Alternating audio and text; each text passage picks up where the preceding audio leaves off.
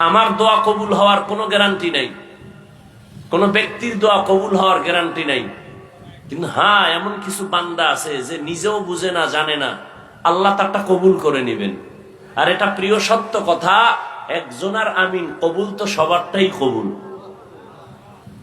আপনার সুবহানাল্লাহ। তবে সুদখোরেরটা কবুল হবে না। ভালো করে লিখে রাখেন, যারা সুদের সাথে জড়িত বাইতুল্লাহ হজ করলেও কোনো কবুল হবে না, তওবা না করা পর্যন্ত, মোনাজাত দিলে কবুল হবে না। বুঝেন বুঝেন, ভালো করে বুঝেন। সুদের সাথে যারা জড়িত ওরা 10 তলা মাদ্রাসা করলে একটা সওয়াব পাবে না, 5 তলা মসজিদ বানিয়ে দিতে পারবে, উম্মতের লাভ হবে, ওর নিজের কোনো সওয়াব নেই।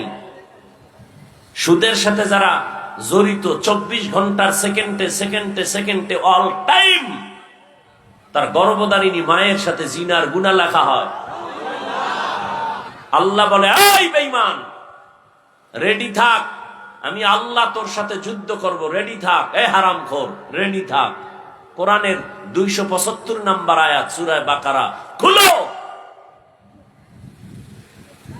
হুজুরদের দোয়া কবুল হয়, তোমার মতো সুদখোরের কারণে ফলাফল আসতে দেরি হয়। আল্লাহ হেদায়েত দান করুন। আর এক দলের মোনাজাত কবুল হবে না যারা ইচ্ছা করে দাড়ি কাইটা ফেলায় পুরা 24 ঘন্টার সেকেন্ডে সেকেন্ডে সেকেন্ডে সেকেন্ডে কবিরা গুনাহ, তওবা না করা পর্যন্ত এই গুনাহ বন্ধ হবে না। আল্লাহ হেদায়েত দান করুন। আর এক দলের গুনাহ হয় 24 ঘন্টা কবিরা গুনাহ, যারা গিরার নিচে প্যান্ট পরে, পায়জামা পরে, পুরুষ মহিলা না। বুঝেননি? বাসায় গিয়া সে লঙ্গি পরে ঘুমাইছে, প্যান্ট পরে নাই, ওটা তাকে রাখছে, কালকে পরবে। ফেরেশতারা গুনাহ লেখা বন্ধ নাই, কারণ কালকে পরবে তো, নিয়তের একটা বরকত আছে না। হ্যাঁ, ওই বরকত সারা রাত কবিরা গুনাহ লেখা হবে। আর ফতুয়া চাও, লিখিত ভাবে মুফতিদের থেকে নিয়ে নাও।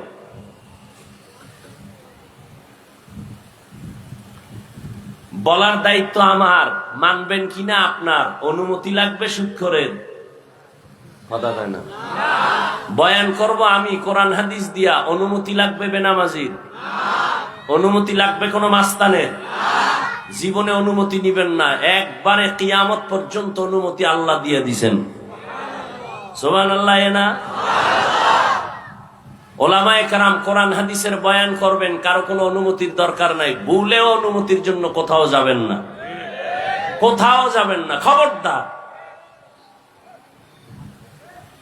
ওলামায়ে কেরাম কথা বলবেন কোরআন হাদিস দিয়ে, বাক স্বাধীনতা নিয়ে স্বাধীনভাবে। কেউ আঙ্গুল তুলবে, তাকে চিরদিনের জন্য তওবা করায় দিবেন। আল্লাহ হেদায়েত দান করুন। ডাউলের পানি খাইছি আমি, রুটি খাইয়া কষ্ট করে কষ্ট করে কষ্ট করে আলেম হইলাম। কেমনে বয়ান করবো? শিখতে হবে সুদখোর থেকে, ঘুষখোর থেকে। তো সুদখোর ঘুষখোর নেতা খাতারা কেন বলে, হুজুর এমনে বয়ান করেন, এমনে কইরেন না। আল্লাহ হেদায়েত দান করুন। হ্যাঁ, এর কারণ কি জানেন? শিয়ালের হাতে মুরগি আমানত দিলে যা হয়, কি হয়? শিয়ালের হাতে মুরগি দিয়া যদি বলেন 3 দিন পরে ফেরত নিব, পাওয়া যাবে আমানত? শিয়ালের হাতে মুরগি আমানত দিলে যা হয়, একটা বেনামাজি সুদখোর সমাজের চরম চরিত্রহীনের কাছে ধর্মের চাবি দিলে তাই হয়।